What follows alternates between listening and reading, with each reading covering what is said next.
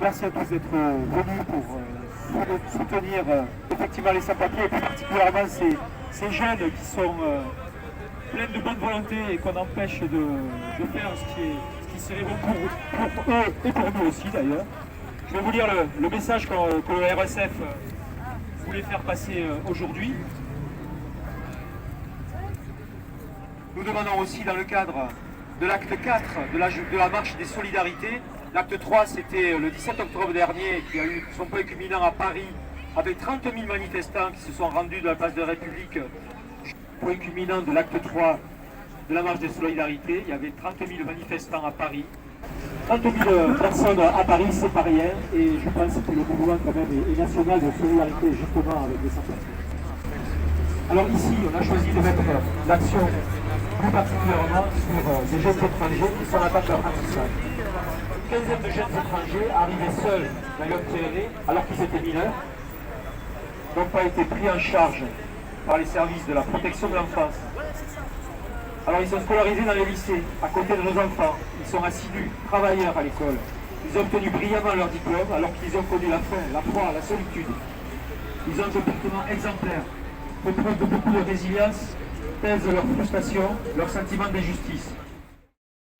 Les Hautes-Pyrénées ne leur délivrent pas d'autorisation de travail indispensable pour financer leur scolarité. Ils sont apprentis charpentiers, couvreurs, cuisiniers, carrossiers, mécaniciens auto, coiffeurs, plombiers. Autant de métiers pour lesquels la main-d'œuvre manque. Ils ont trouvé un job étudiant ou signé un contrat d'apprentissage auquel ils ne peuvent accéder à cause de cela. Les empêcher de travailler, c'est les empêcher de vivre dignement de leur travail, les maintenir dans un système d'assistanat, au mieux, les rendre invisibles, inexistants.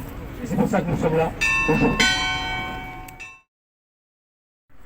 Une loi qui criminalise finalement le fait d'être étranger. Une loi qui a mis en place tout un tas de petites mesures. Je prends par exemple le fait que la carte de demandeur d'asile n'est plus qu'une carte de paiement. Ça veut dire qu'aujourd'hui, un demandeur d'asile en France, il n'a plus d'argent liquide. Ça fait partie des mesures qui rappellent à l'étranger qu'il n'est pas le bienvenu ici. On le tolère éventuellement parce qu'on a signé il y a longtemps un certain nombre de conventions, mais il n'est pas le bienvenu. Et ensuite, il y a la mise en œuvre locale de cette politique voulue par le haut. Et la mise en œuvre locale, elle est, elle, très systématique. Quand on peut, on expulse. Car la loi de 2019, c'est une loi, il faut mettre en place une machine à expulser. La préfecture de Tarbes fait ce qu'elle peut avec ses petits moyens pour y participer. Et ensuite, il y a surtout la volonté de tout ralentir. Toutes les demandes de titre de séjour prennent une durée infinie. Il y a des gens qui ont déposé des demandes il y a 1 an, qui n'ont toujours pas vu leur dossier ouvert. Je ne dis pas de réponse, le dossier n'a même pas été ouvert. Ensuite, on va chicaner sur toutes les petites choses qui manquent. Tel petit papier, ceci, cela.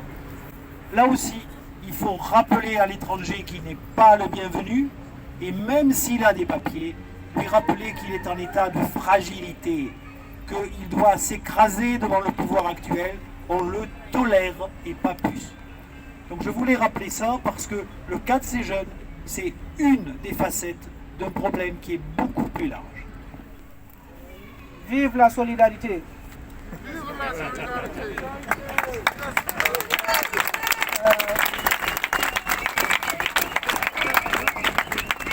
Je voulais juste remercier les enseignants du lycée de Sixte-Vignon avec certains profs qui nous suivent. Parce que depuis qu'on est arrivé, vraiment on a des difficultés, notamment au niveau des préfectures.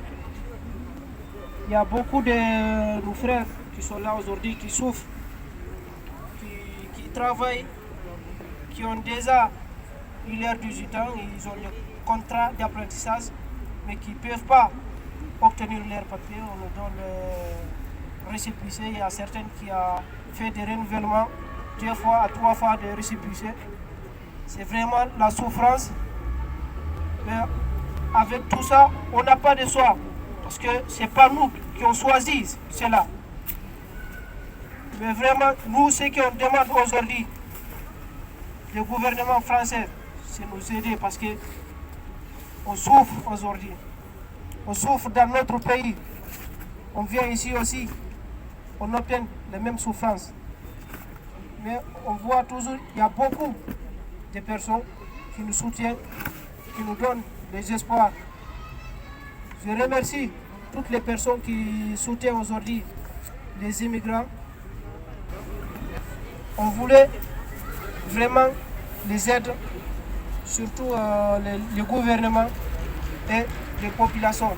Parce que c'est vous qui nous soutenez aujourd'hui. C'est vous qui se battez aujourd'hui avec nous, qui nous supportent. On vous remercie vraiment d'être mobilisés pour ce soir aussi. Il y a eu beaucoup de manifestants. Je vous remercie infiniment.